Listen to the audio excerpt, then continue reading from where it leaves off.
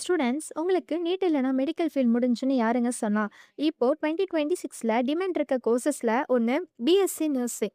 இன்னைக்கு நம்ம பார்க்க போகிறது பச்சைமுத்து காலேஜ் ஆஃப் நர்சிங். நம்ம காலேஜோட லொக்கேஷன் பார்த்தீங்கன்னா தருமபுரி டிஸ்ட்ரிக்ட்ல லொக்கேட் ஆயிருக்குங்க. கண்டிப்பாக உங்களோட கரியரை இங்கேருந்து ஸ்டார்ட் பண்ண பாருங்க.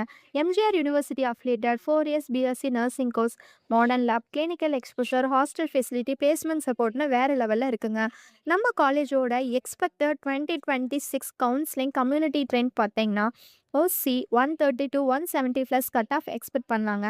PC 125 to 160 plus cut off expect பண்ணலாம்.